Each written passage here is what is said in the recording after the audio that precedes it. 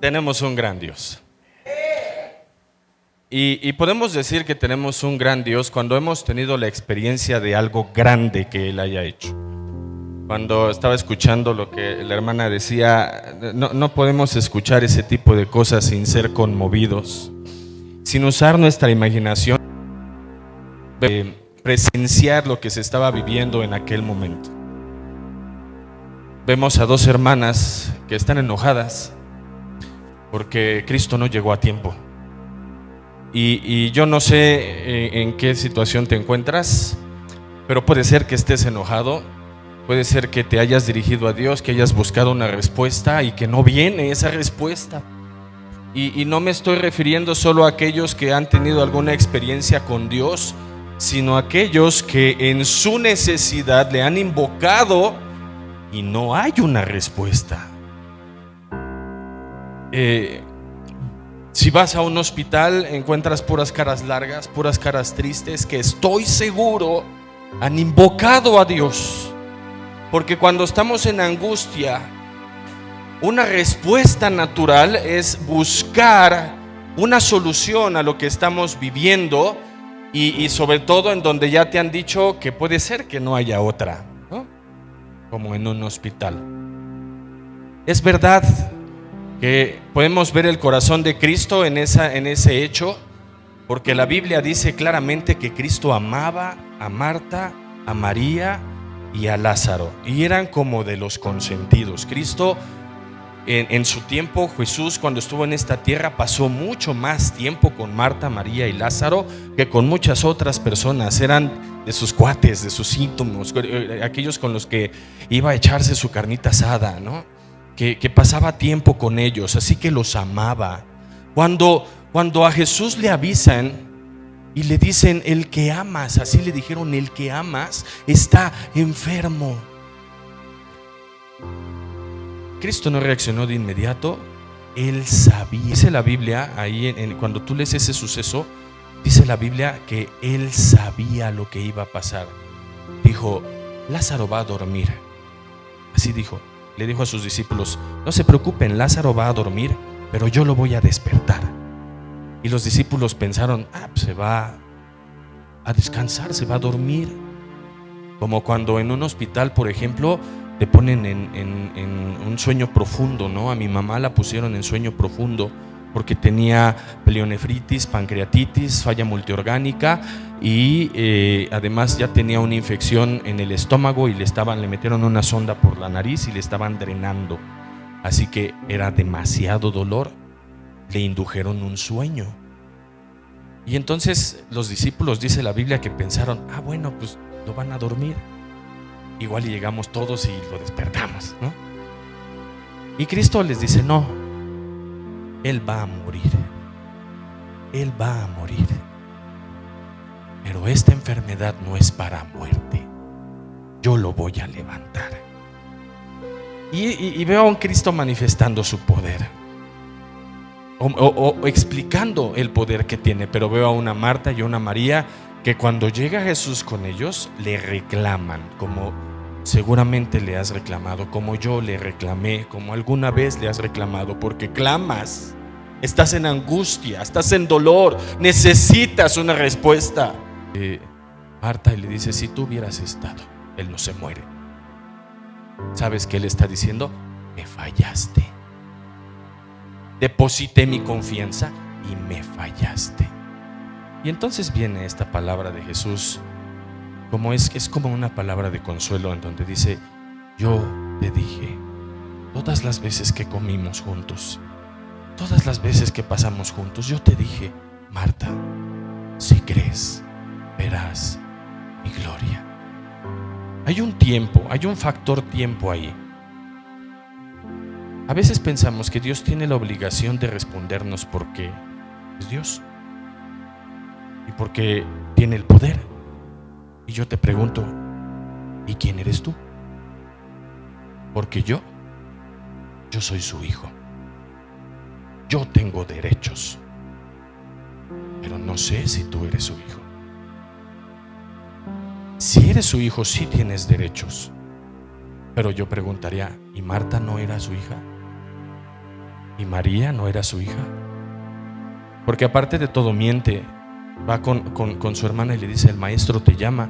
Yo no veo en las escrituras que Cristo le haya dicho: ándale, ve por tu hermana que yo le hablo, ¿no? Ella va y le dice: córrele que el maestro viene. ¿Por qué estaba ella en su casa y no salió a recibir al maestro? Porque está enojada, porque piensa que también le falló.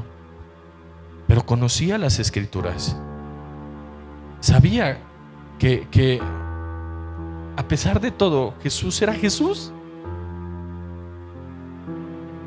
Y no se había visto o ellos no habían presenciado que, como cuando Jesús resucitó a la hija de Jairo, o cuando sanó al siervo del centurión, no habían estado presentes, pero se habían escuchado testimonios. El centurión, por ejemplo, le dijo: yo sé lo que es tener autoridad. Yo tengo autoridad, y si yo le digo a mi siervo ve, él tiene que ir porque yo lo mandé, porque yo tengo autoridad. Porque tú tienes autoridad. Y así a veces conocemos a Dios por habladas, por oídas, porque hemos escuchado. Porque si tú sales a la calle y le preguntas a alguien: oye, ¿tú crees que hay algo imposible para Dios? Te va a decir: no, Él es Dios. Todo es posible para Él porque Él es Dios. Pero ¿qué tanto tenemos nosotros en carne viva la experiencia de un Dios real, de un Dios verdadero, de un Dios de poder, de un Dios que lo puede hacer? Ellas no lo tenían, tenían la letra, pero no tenían la experiencia. Y Cristo quería darles esa experiencia. Cuando Cristo llega, Lázaro tiene 4 días de muerto. Imagínate que alguien acaba de morir y entonces lo resucita. No tuvo que hacer más que la resurrección, pero 4 días de muerto, ese cuerpo naturalmente ya había reventado. El cerebro ya se había podrido. Todos los órganos del cuerpo ya estaban descompuestos, ya tenía gusanos, ya se lo estaban comiendo. Eran 4 días de muerto. Hoy los embalsaman, hoy le sacan todos los líquidos para que no tenga descomposición, y puede durar hasta unos 5 o 6 días. Pero hay una descomposición natural. Lázaro estaba totalmente destruido. Y fíjate que Cristo no habló a los órganos, Cristo no habló al cerebro, Cristo no habló a nada. Él dio una palabra: ¡Lázaro! Y por ahí alguien ha dicho: si solo dice ven fuera, ¿quién sale de esa tumba? Pero él dijo Lázaro. Ahora, piensa. La Biblia dice que a Lázaro lo vendaron de pies a cabeza. ¿Cómo salió Lázaro? A brinquitos. No gritó así: ¡ayuda! ¿Qué hizo? Dice, fíjate el poder de la palabra que Cristo declara: ¡ven fuera! Salió expulsado de aquel lugar. Y luego dijo: ahora sí, desátenlo para que pueda irse a su casa. Pero quiero que centres tu vista en la autoridad, no solamente el poder, en la autoridad que tenía Cristo. Y su palabra asegura, dice la Biblia, Él es el mismo ayer, Él es el mismo hoy, y Él es el mismo por los siglos. Te dejo esta palabra para que vayas preparando tu necesidad. No importa si te moriste hace 4 días. Dios tiene la autoridad para levantarte de los muertos. No sé cuál es tu enfermedad, no sé cuál es tu problema, tal vez es económico. La palabra a mí me asegura que Él es el dueño de todo el oro y de toda la plata. Su palabra me asegura que Él es mi proveedor.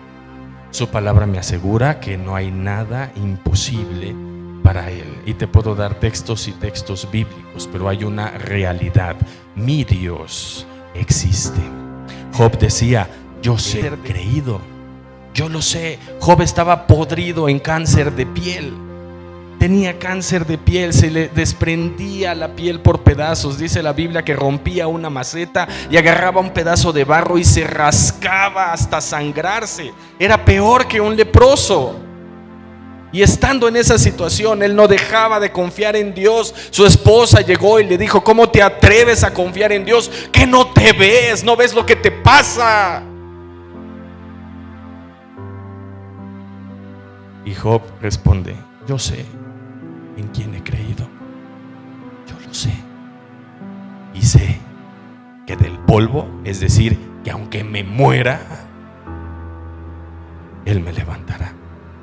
Y te lo dejo ahí porque prepares tu necesidad, para que la ofrezcas y la pongas delante del que sí puede. Y si hay un factor tiempo, como sucedió con Marta y María, yo te digo, ese factor tiempo que has esperado para llegar al cumplimiento de este día, de hoy se cumple el día de la espera. Quiere decir que tú no vas a salir por ninguna de todas las puertas que tiene este local sin tu respuesta. Porque yo sé en quién he creído. Yo sé en quién he creído. Y si tú no crees, no importa, yo sí creo. Y voy a orar por ti y le voy a pedir a Dios que haga lo que tiene que hacer. Y sé, estoy cierto, dice Pablo, para restaurarte, para consolarte, para darte libertad, para traer lo que estás necesitando.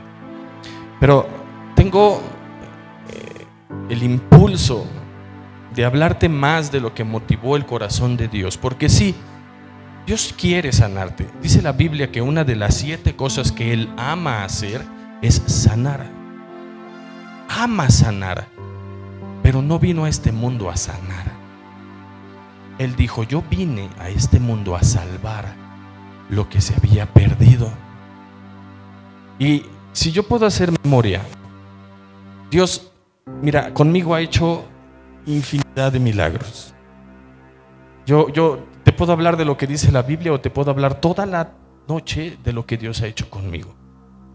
Si yo te cuento del día en el que Dios me salvó, por ejemplo, me salvó porque yo estaba en una cama de hospital después de haber estado en una confrontación en la calle, en una pelea en la que me fracturaron el cráneo, me fracturaron la mandíbula en 3 pedazos, tuve daño costal, me partieron 2 costillas de un lado y del otro. No se rompió ninguna, pero me dijeron que hubiera sido mejor que se rompiera, porque al no romperse el músculo entró sobre las costillas. Esto sucedió en el 2006. Porque a pesar de ser hijo de padres cristianos, me fui al mundo a probar las cosas del mundo y me metí en pandillas y me metí en cosas que no agradan en nada a Dios. Y en una confrontación me golpearon hasta que pensaron que me dejaron muerto. Y según yo, había recibido a Cristo cuando tenía 5 años. Y tenía yo memoria, porque no me acordaba de todas mis travesuras. ¿Quién se acuerda de sus travesuras?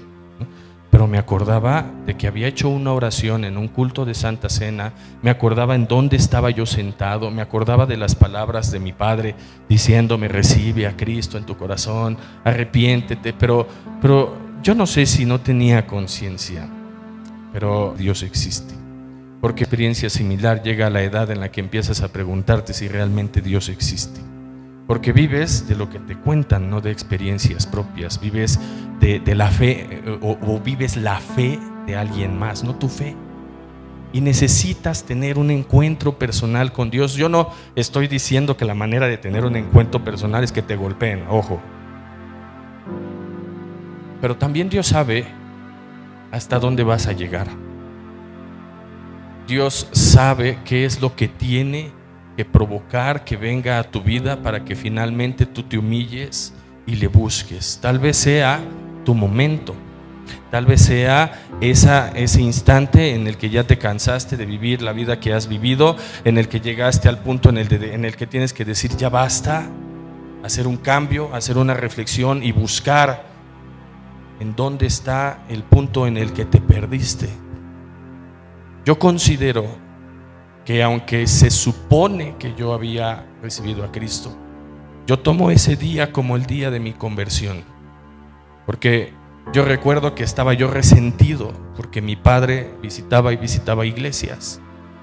pero nunca estaba cuando a mí me pasaba algo como en esa ocasión. Él me habló por teléfono y me dijo: Sabdi, yo iba saliendo de aquí, él estaba en Querétaro, para ir a verte, y Dios me dijo: no vayas.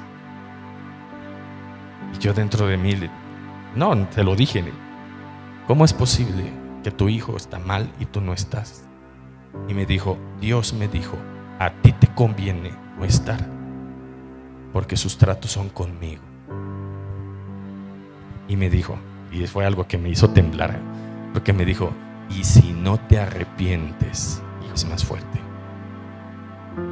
Y yo dije: híjole, yo no creo que aguante otro tubazo. Esa noche yo hablé al aire, porque no tenía conocimiento real de Dios. Yo hablé al aire y le dije: si tú existes, manifiéstate.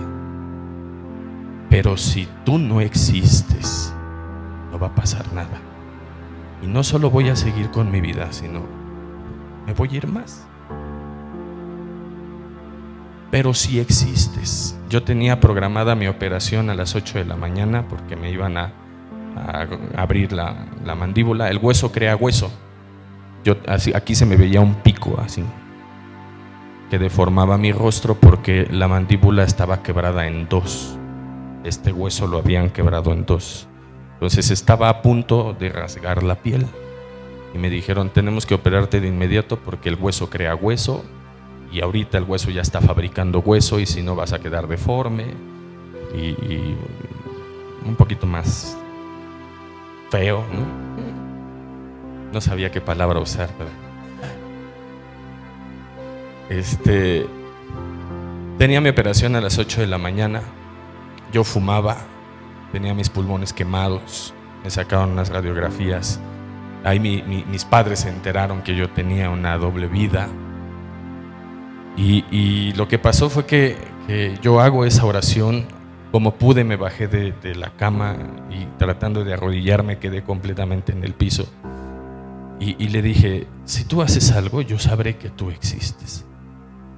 Así que pasa la noche, a mí me dan sedantes y a la siguiente mañana mi mamá llegó temprano y pasó a verme. Y cuando ella me ve, lo que traía en sus manos, no me acuerdo qué traía en sus manos, se le cae. Y ella se me queda viendo y yo me le quedo viendo. ¿Y qué pasa? Y ella empieza a llorar y me dice: ya te viste. Y yo estoy pensando que estoy peor que la noche anterior. Y le digo: no juegues conmigo, yo sé lo que me pasó. Y me dijo: no, Sabdi, ve a mirarte en un espejo, porque yo estaba sano. No me operaron, no tuvieron que hacerme nada.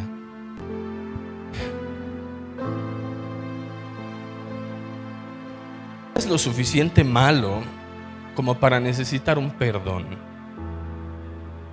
No eres tan malo como yo lo fui, o no eres tan malo como alguien que está en la cárcel, o como alguien que ha hecho un crimen que amerite un castigo que sirva como de ejemplo. Pero lo que te hace igual a mí, y igual a un asesino, igual a la peor persona, es que tienes culpa. No importa el tamaño de la culpa, eres culpable. Romanos dice, está escrito: no hay un solo justo en esta tierra que siempre haga lo recto y que nunca peque. También dice en Romanos 10, versículo 10, y la paga del pecado es muerte. Ahí no dice la paga del gran pecado, dice la paga del pecado es muerte. Y lo que significa la palabra muerte en la Biblia es separación. La paga del pecado es muerte en relación a Dios. A veces tú quieres que Dios te escuche y no puede escucharte, aunque Él quisiera responderte, no puede, porque no hay relación contigo. Yo no puedo llegar con cualquier persona y decirle: oye, por favor, ayúdame, ¿no? Dame 10,000 pesos, necesito 10,000 pesos. Y me va a mirar y me va a decir: ¿Quién eres? ¿Qué relación tengo contigo? Pero puedo venir con mi papá terrenal, puedo venir y decirle: oye, tengo un problema, ayúdame. ¿Y sabes qué es lo que pasa? Que hay una identidad, hay una relación con mi papá, hay una línea que me une a él. Y lo que se rompió, culpable, muy culpable o poco culpable, entre tú y Dios, fue la relación que te unía a él. Y aunque él quiera, no puede. No es Dios el que decidió esa separación. Dios no me obligó a irme al mundo. Yo me fui al mundo. Y a veces nos olvidamos que Dios nos dio un libre albedrío para que podamos decidir por Dios o en contra de Dios. Y la Biblia dice que nuestra carne está inclinada hacia el mal, que queriendo hacer lo bueno y otra vez, y vuelves a caer. Te hablo de un vicio que todos tenemos: carácter. ¿Cuántas veces tu carácter te ha metido en problemas? Porque reaccionas. Y en el mundo hasta se enorgullecen de ser enojones. Es como si fuera una gloria el bajarse del coche, el gritarle al que está al lado, el reaccionar como si fuera algo que mereciera un aplauso. Yo te preguntaría entonces: ¿eres o no eres pecador? Porque lo que hace la diferencia, como cuando vas a un grupo de alcohólicos anónimos, digo, no vayas, ¿no? Pero si tienes que ir, lo que te dicen ahí es: el primer paso es aceptarlo. Aceptar que tienes un problema. ¿Y sabes cuál es tu problema? La ausencia de Dios. Y te decía, el asunto recae en lo que motivó el corazón de Dios. Y lo que motivó el corazón de Dios es que te ama tanto que tenía que hacer algo para restaurar ese lazo, esa línea contigo.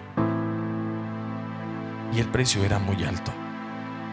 Cuando yo me acuerdo de lo que Él hizo por mí, fíjate, yo no pienso en que me sanó, en que yo necesitaba la operación, en que el milagro se produjo. Pienso en que me perdonó. ¿Qué derecho tenía yo de decirle: existes? Y si existes, Dios podría decirme: ¿qué te tengo que probar? Dime, ¿qué tengo que probarte? ¿Quién eres tú? Para que el Dios de dioses tenga que probarte su poder. Pero lo que yo reconozco es la grandeza del perder que Dios tuvo que hacer conmigo. Hubo una mujer en la Biblia, María. Cristo había visitado otros lugares, había predicado, y hubo un fariseo. Dice la Biblia que un fariseo tenía tantas ganas de que Cristo comiera en su casa. Pero sabes, no quería que él comiera en su casa porque quería conocerlo, quería juzgarlo. Eso es lo que quería ese fariseo. Estaban comiendo, estaban compartiendo, y entró una mujer. Y la historia cuenta, la Biblia cuenta que esa mujer cayó a los pies de Cristo y traía un perfume de esos Chanel, que apenas acaba de ser cumpleaños de mi esposa, y yo me metí a buscar qué le regalaba, y busqué ahí y vi unos perfumes que yo creo que traen polvo de oro, caros, o sea, arriba de 30,000, 40,000 pesos, perfumes, un frasquito de 100 mililitros, ¿no? Bueno, esta mujer traía uno de esos perfumes. Tal vez mejor, sí, ¿no? Hay un perfume, porque me puse a investigar, que se llama Sonuk, que cuesta 1,5 millones de euros. No, ni siquiera de dólares, de euros. Traía ese perfume. Y dice la Biblia que lo quebró y lo echó a los pies de Jesús. Allá atrás estaba Judas, que era el licenciado en contaduría pública, perteneciente al equipo de Cristo. Y él vio la marca, ¿no? Cayó la etiqueta y se puso a pensar: qué desperdicio. Y Cristo, ¿no? Sabía cuántas campañas hubiéramos podido hacer con ese perfume, ¿no? Sabíamos que el corazón de Judas estaba torcido. Pero vemos el pensamiento de varios de los que están ahí, no solamente el de Judas. Todos están viendo lo que sucede. Y yo no sé si tú te atreverías en medio de tanta gente a ponerte de rodillas delante de otra persona, a humillarte, a avergonzarte. Esta mujer lo hizo y se puso a los pies y se puso a llorar. Y a llorar. Y a llorar. Y entendemos por qué lloraba cuando el fariseo habla con uno de sus vecinos y le dice: ya ves, este que invitamos ni siquiera es profeta, como todos presumen que es, porque si fuese profeta sabría lo que es esa mujer. Nosotros que conocemos la historia, y si no la conoces te la cuento, esa mujer era una prostituta, una mujer de la vida galante que vendía su cuerpo a quien quisiera placer, condenado como uno de los peores pecados, que en la antigüedad, según la ley, tenía que ser apedreada si era encontrada en el hecho, en el acto. Así que quiero que pienses tantito en el tamaño del perdón que ella necesitaba. Y no le importó humillarse, tirarse al suelo y llorar. No merecía que Jesús la perdonara. Estaba sucia. Y si has podido hablar con alguien que salió de esa vida, la primera persona que odia a esa persona es ella misma. Así que no solamente es el desprecio de la gente, es el autodesprecio, es sentir el asco por ti mismo. Ella sabía el tamaño del perdón y entonces se arrodilla y llora.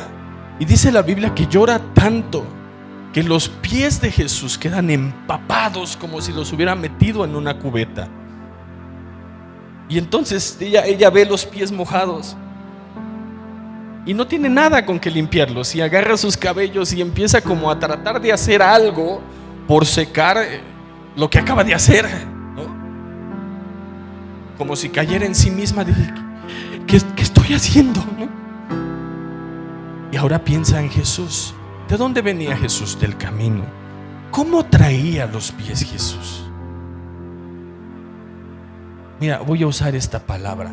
Jesús traía los pies asquerosos, de andar en el camino, de traer los polvosos, en ese tiempo no había tenis Nike ni nada, ¿no? De la marca que quieras, Flexi, ¿no? Había guaraches artesanales hechos a mano que no te cubrían el pie, que no tenías la posibilidad de tenerlos limpios. Hoy en día, cuando hay lavamiento de pies, te da pena, y seguramente te los lavaste, te los limaste. A ella no le importó. ¿Por qué? Porque regresó al punto. Ella sabía el tamaño del perdón que se le había entregado. Cristo, conociendo el corazón de aquel fariseo, le dice: oye, Simón, yo entré a tu casa. Tú sabías que venía del camino, y una de las tradiciones, de los hábitos, de las costumbres, era que te ofrecieran una tina de agua para que pudieras lavar tus pies, respetando el hogar, no llegaras a ensuciar, ¿no? Tú no me ofreciste una cubeta para lavar mis pies. A esta mujer no le importó romper el perfume más caro que tenía para ungirlos. Lavó mis pies con sus lágrimas y las ha secado con sus cabellos.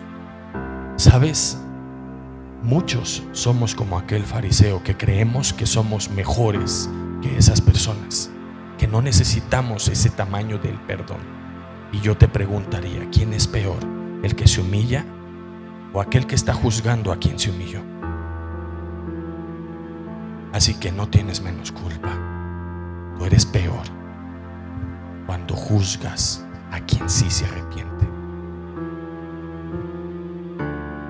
Tampoco estoy tratando de sembrarte culpa, pero quiero hacerte consciente. Dice la Biblia, todos los que pecaron, no importa el tamaño del pecado, todos están destituidos de la gloria de Dios, porque entre la luz y las tinieblas no puede haber relación. Así que el más pequeño de tus pecados ha logrado que tu acceso a la gloria de Dios se cancele.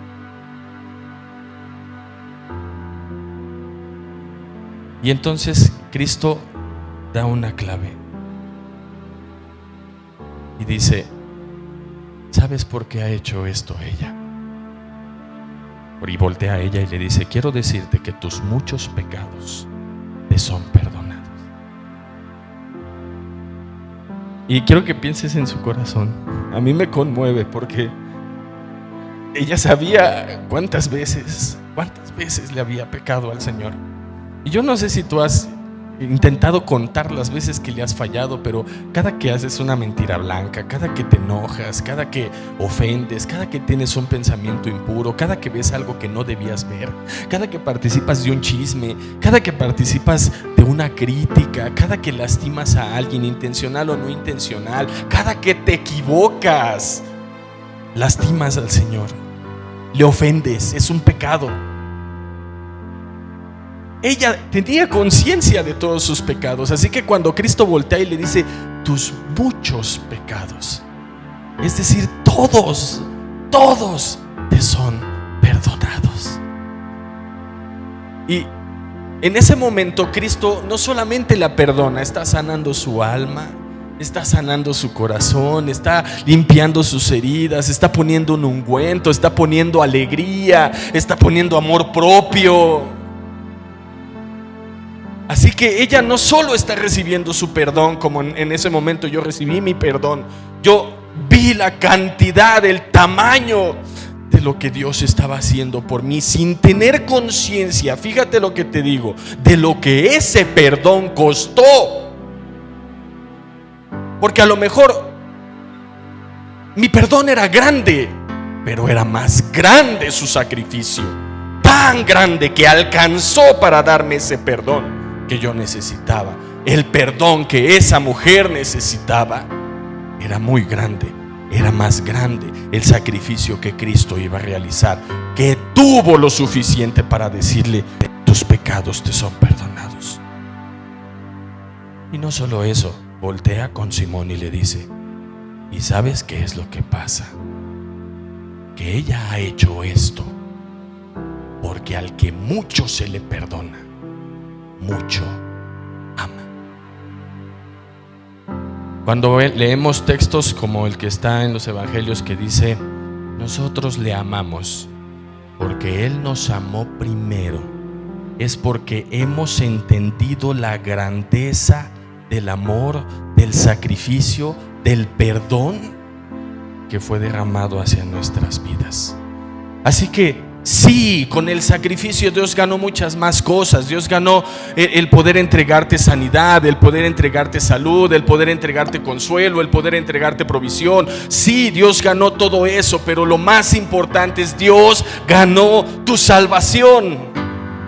Una salvación cara, muy cara.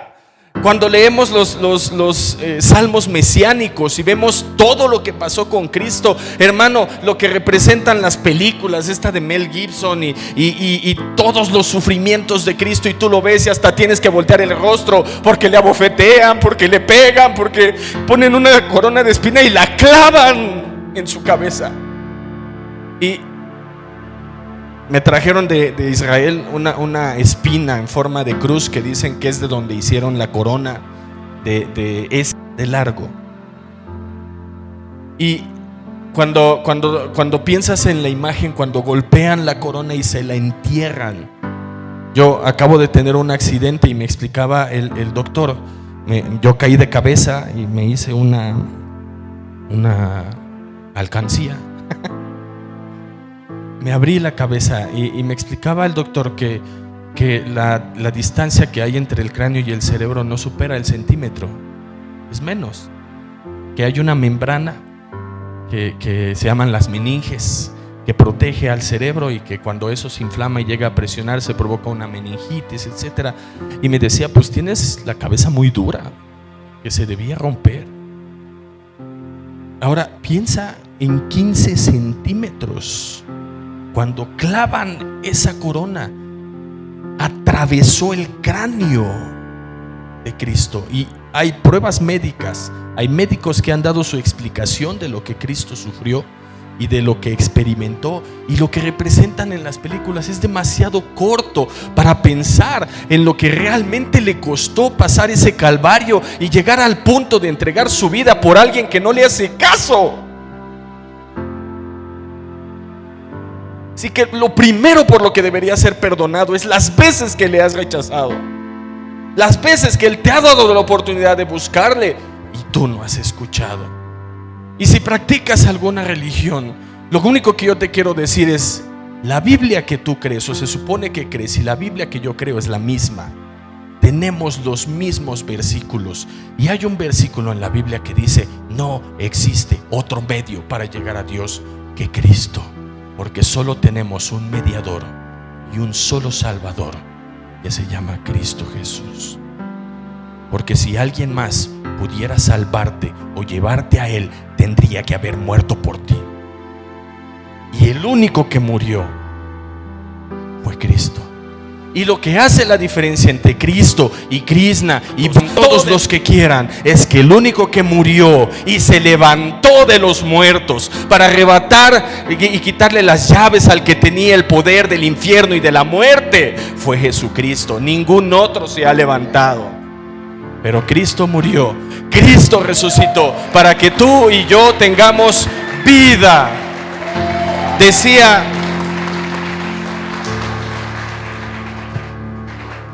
Decía la hermana cuando hablaba de Lázaro, lo que tenía que darle Cristo o devolverle a Lázaro era la vida. Y la experiencia de Lázaro es la experiencia que podemos tener tú y yo. Porque la Biblia dice: vosotros estabais muertos en vuestros delitos y pecados, muertos, separados de Dios. Vosotros estabais separados de Dios en vuestros delitos y pecados. Mas Él ha venido para que tengáis vida. Y esa vida no se está refiriendo, hermano, a que Dios te está resucitando. Está poniendo una vida en donde no la tenías, en tu espíritu. Los que no conocen a Dios no son espíritu, alma y cuerpo. Son cuerpo y alma, no tienen espíritu. Cuando Cristo viene a nuestra vida, Él le da vida a nuestro espíritu. Y entonces restaura la relación con Él. ¿En dónde viene a vivir Él? En nuestro ser. ¿En dónde? En nuestro espíritu. Para que tengamos ahora comunión, una comunión verdadera con aquel que murió y resucitó de los muertos. ¿Cuál es la clave? Todos entendieron esto. El perdón no puede venir si no hay un arrepentimiento. Así que el verdadero evangelio consiste en el arrepentimiento. Dios desea y anhela entregarte el perdón, pero para que haya un perdón, yo tengo que venir y decir: perdóname. Seguramente has escuchado la historia del hijo pródigo, del hijo, no es el hijo prodigio, el hijo pródigo. Y pródigo quiere decir despilfarrador, quiere decir el que desperdicia, quiere decir el que derrocha. Y si no conoces la historia, había un padre que tenía dos hijos, y era el hermano mayor y el hermano menor.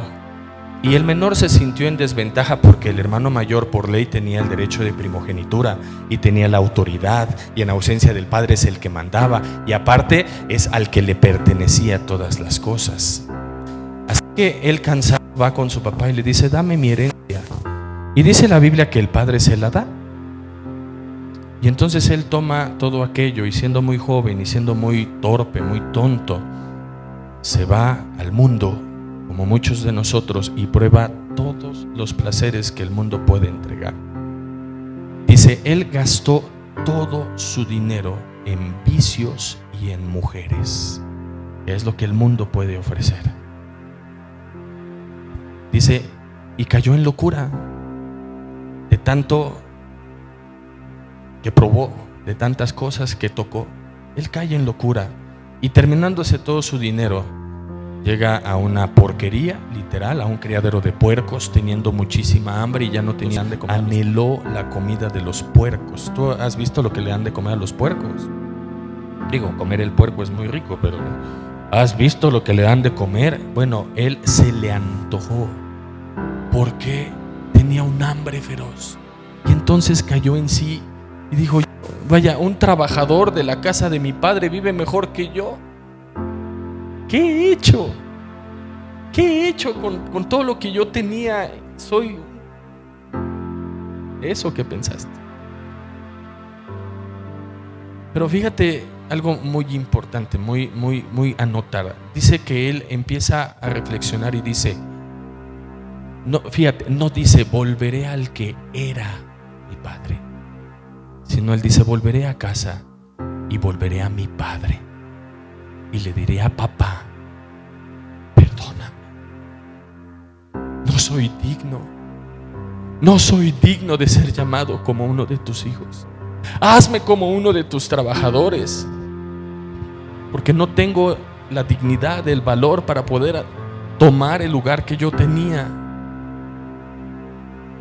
Y regresa. Y dice la Biblia que su padre lo ve así a lo lejos, así hasta la cabaña que está allá. Volteó y vio, porque reconoce, un papá sabe cómo camina su hijo, ¿no? Y lo vio a lo lejos.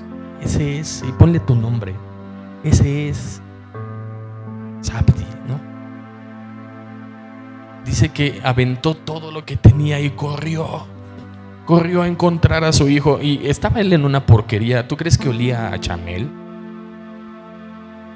Traía costras de mugre. ¿Has visto a los vagabundos, los que están en la calle? Así venía aquel, porque ya era un vagabundo y venía todo asqueroso, con sus ropas raídas, con sus ropas rotas, apestoso, con las moscas ahí volando. Ya tenía algunas pegadas que ya ni pudieron despegar de su cabeza. Y llega y lo abraza y lo besa. Hermano. Y dice la Biblia que pone anillo en su dedo, que le trae ropas limpias y que aparte lo celebra.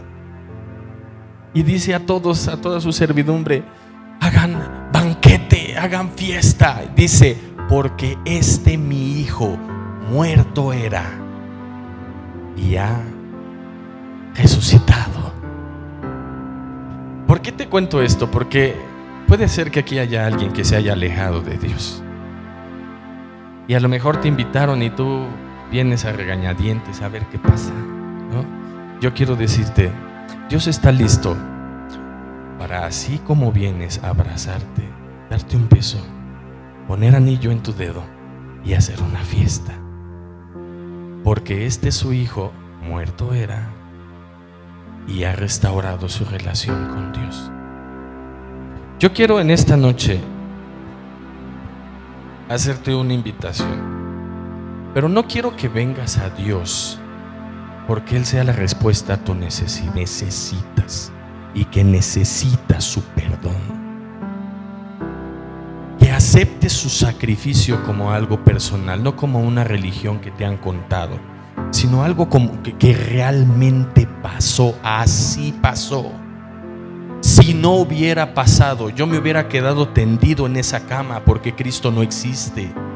Pero Cristo tan existe que hoy está vivo, sana, restaura, liberta, consuela, aviva, renueva, etcétera, etcétera, etcétera, porque Él está vivo.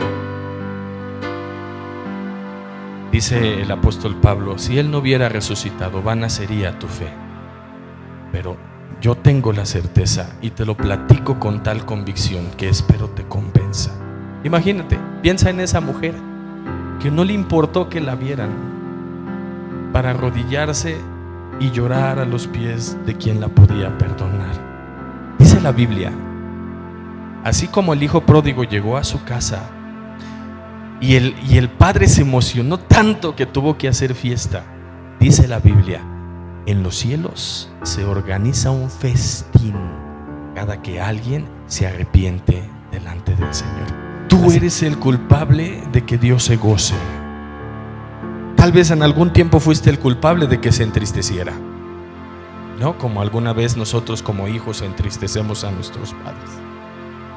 Pero hoy eres el culpable de que Dios se goce. Dice la palabra que si confesares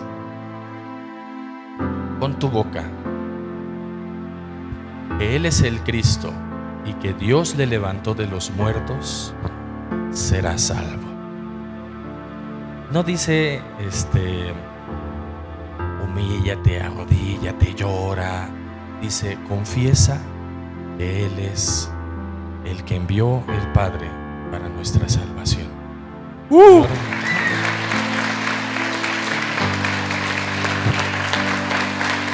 La palabra de Dios dice que ustedes han sido como unos carbones encendidos, arrebatados del infierno y pasados a la gloria de Dios.